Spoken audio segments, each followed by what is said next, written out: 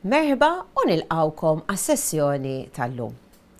Illum se nkunu qegħdin inħarsu lejn il-ktieb Żelqiet Sportivi u ċajt ieħor. Dan huwa wieħed minn kollezzjoni ta' kotba li ħarġu fejn jirrakkontaw stejjer umoristiċi u xi ċajt. Hemm kotba li jirrakkontaw ċajt mill-kamp tal-politika, oħrajn li jirrakkontaw ċajt u stejjer tad-daħ mill-kamp tal-isptar, però dan jirrakkonta stejjer mill-kamp sportiv. Il-ktieb huwa miktub minn Mario Pisani, illustrat minn Mike Schembri u pubblikat minn Kite Group. Tajjeb. Mela illum jiena iddeċidejt illi nibda billi naqra l-ewwel paragrafu tal-kelmtejn ta' qabel minn dan il-ktieb.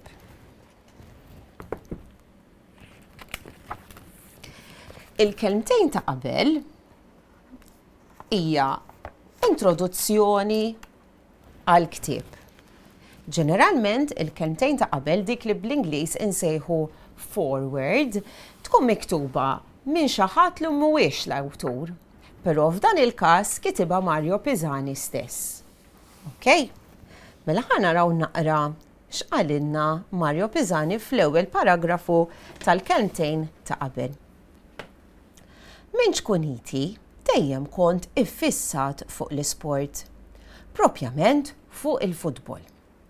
Din in-namra u r-rabta tiegħi mal-futbol minn età żgħira ma nafx eżattament kif bdiet. Id-dar missieri u ħija Charles, 3 snin akbar minni, li miet ħabta u sabta ta' 29 sena fuq ix-xogħol qatt ma kienu dilettanti tal-futbol. Għalhekk ma nistax ngħid li ġejt imbuttat minnhom. Lanqas ommi u l-erba' ħut il-bniet ma kienu dilettanti. F'dan l-ambjent kont qisni ħuta barra mill-ilma. Kull karta kont nagħmilha ballun, kull bot tal-landa fl-ixkun u kull ħaġa tonda kienu jinstigawni biex nagħtihom daqqa ta' sieq, daqs li kieku kienu ballun. Fit-tfuliti, sa ma kelli 14 sena, il-ground tal-futbol kien sqaq biċ-ċira f'Birkirkara, ftit l-isfel mill-Knisja ta' Santu Rokku. Sqaq mimli ħofor. Min jaf kemm jien u tfal ġirien kissirna ħġieġ ta' twieqi tan-nies. Min jaf kemm il-darba waqajt mal-art u l-wejt sieqi f'xi toqba.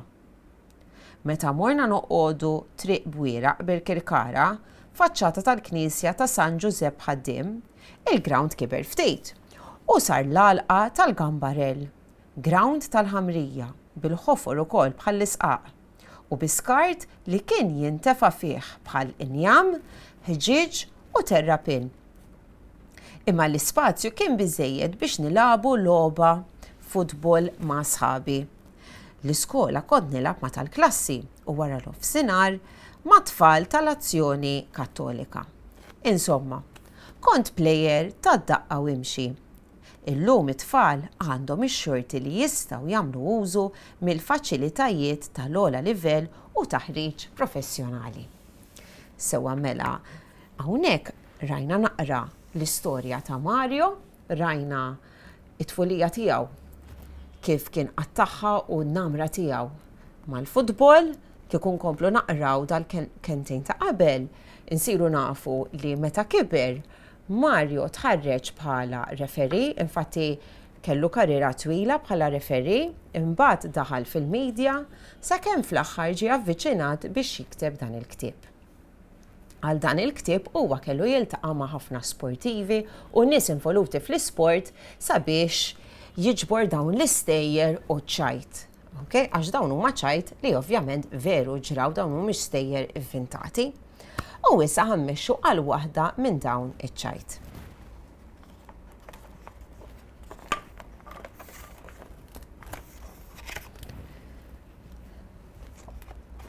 Sewwa, mela, din iċ-ċajta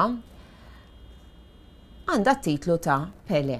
Mela Pelé kien leġenda, huwa leġenda, okay, għax għadu ħaj, għal ħafna nies kien u jibqa' l-aqwa plejer li qatt kien hawn tal-futbol huwa kellu l-onur illi man-nazzjonal tiegħu tal-Brażil jerbaħ it-tazza tad-dinja 3 darbiet. L-unika plejer li rebaħ it-tazza tad-dinja 3 darbiet. L-aħħar waħda li kienet fl-1970. U hawnhekk fl-1970 fit-tazza tad-dinja huwa propjament fejn isseħ din l-istorja li ser naqraw. Meta Father Hillary, father li huwa Malti u li ħadem ħafna għal kamp sportiv f'Malta, kellu l-onur illi jiltaqa' ma' Pelé. Ħannaraw ftit mela. Il-World Cup tal-1970 kienet saret il-Messiku u Father Hillary kien mar għal dik l-edizzjoni fejn kellu ċans li jara u jiltaqa' ma' Pelé. Il-patri kien iffissat fih u minn dakinhar kien baqa' jżomm kuntatt miegħu.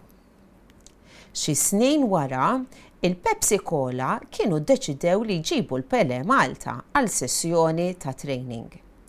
Father Hillary ra din bħala okkażjoni tajba fejn jerġa' jiltaqa' miegħu u għamel minn kollox biex tkun suċċess. Saħansitra organizza sessjoni ta' training għat-tfal fl-istadium tal-Gżira.